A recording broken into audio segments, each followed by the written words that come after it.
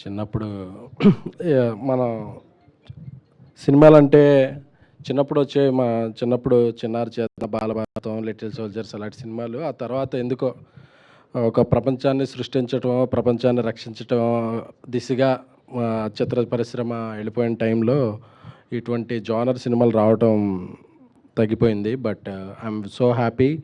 ధీరజ్ మళ్ళీ ఒక అటెంప్ట్ చాలా ఒక ప్లెజెంట్గా పిల్లలు అందరితో కలిపి ఒక సినిమా. ఎందుకంటే పెద్దల కోసం సినిమా చూస్తే పిల్లలు వస్తారో లేదో తెలియదు, కానీ పిల్లల కోసం సినిమా చేస్తే అది పెద్దలు చచ్చినట్టు రావాల్సిందే.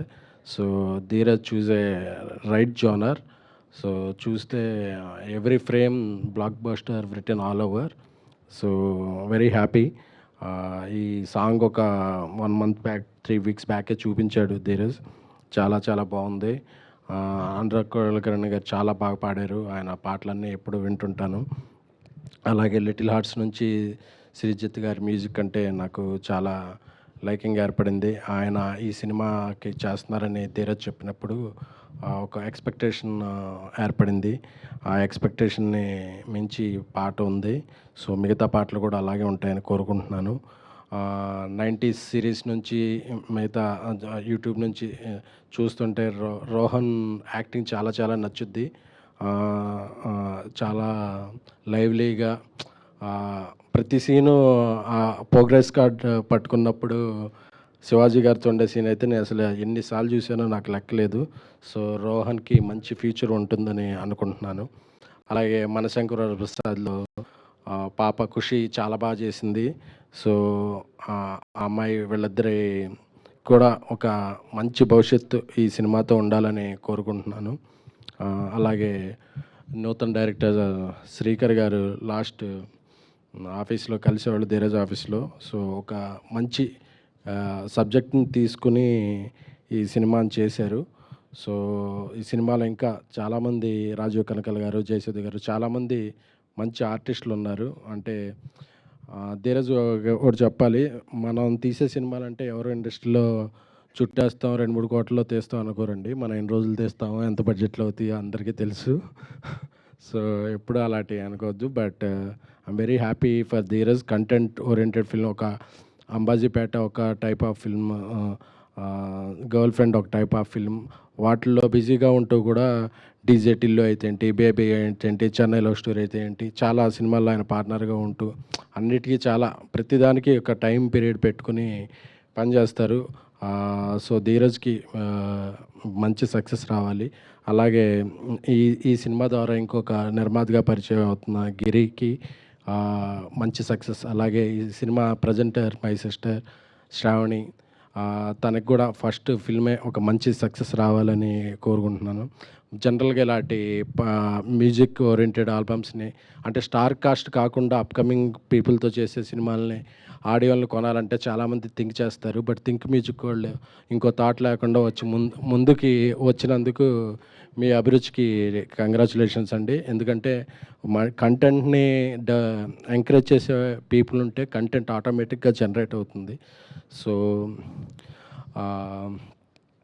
ఆ విధంగా కూడా ఇదవుతున్నాం. బట్ ఒక ఆఫ్టర్నూన్ అయినా మీడియా మిత్రులందరూ లంచ్ కూడా కొంచెం స్కిప్ చేసి అందరూ ఇక్కడే కూర్చున్నారంటే ఒక మంచి సినిమాని ఎలా ఎంకరేజ్ చేస్తారో అర్థమవుతుంది.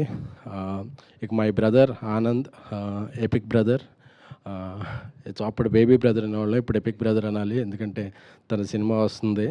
సో తన సినిమా ఎపిక్ కూడా బేబీని మించి సక్సెస్ అయ్యి మంచి విజయం సాధించాలని కోరుకున్నాను. ఎందుకంటే ఆనంద్తో ఏంటి, విజయ్తో ఏంటి, రష్మిక గారితో, ఆ ఫ్యామిలీతో నాకున్న రిలేషన్ అటువంటిది. సో ఆ ఫ్యామిలీలో ఏ సినిమా అయినా నా సినిమాలు ఆడితే, నా సినిమా వాళ్ళ సినిమాలు ఆడితే.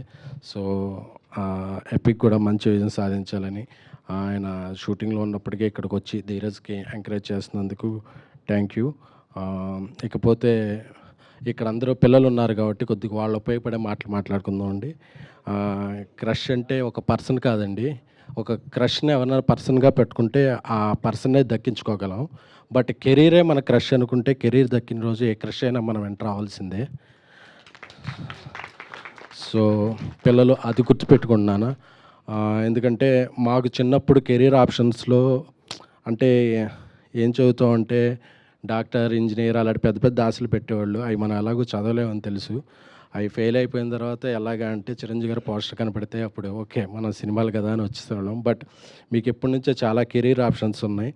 So good. ఇంతమంది చదువుకుంటూ కూడా వచ్చి పిల్లలు యాక్ట్ చేస్తున్నారంటే వాళ్ళు ఎంత ఫోకస్డ్‌గా ఉన్నారో అనిపిస్తుంది. ఇలాంటి బాలల చేతిలోనే దేశం భవిష్యత్తు ఉంటుంది. I very happy. ఇప్పుడు క్యాసెట్ లాంచ్ చేస్తుంటే చాలా నోస్టాల్జిక్ మూమెంట్స్ గుర్తుకొచ్చినాయి. ఈ క్యాసెట్స్ చిన్నప్పుడు క్యాసెట్స్ చిరంజీవి గారి 'బిగ్ బాస్' క్యాసెట్ 9 రకాల స్టిల్స్ ఉండేది. ఒక క్యాసెట్ మీద ఒక పోజు, ఒక క్యాసెట్ మీద ఒక పోజు. ఆ 9 క్యాసెట్లు కొనుక్కున్నాను అప్పుడు. ఎందుకంటే చిరంజీవి గారి 9 రకరకాల ఫోటోలని. సో ఆ క్యాసెట్ ఇప్పుడు లాంచ్ చేస్తుంటే మళ్ళీ ఆ ఫీలింగ్ గుర్తొచ్చింది. బట్ క్యాసెట్ అయితే ఇచ్చారు కానీ ఇది ఎక్కడ పెట్టి ప్లే చేయాలో అర్థం కావట్లేదు. ఎందుకంటే ఇప్పుడు టేప్ రికార్డులు లేదు. సో ధీరజ్ గారు అలా టేప్ రికార్డులు కూడా ఏమన్నా చేస్తే అది బాగుంటుంది. సో ఈ చిత్ర టీం అందరికీ కూడా నా శుభాభినందనలు. ఇంకొకటి లాస్ట్గా దీపే ముందు ఏమండి, అందరి క్రష్లు కాదు, మీరు అయిపోయాక మీ క్రష్ ఎవరో చెప్తే దాన్ని సాధించడం కోసం మేమేం చేయగలం మా వంతు కృషి మేము చేస్తాం.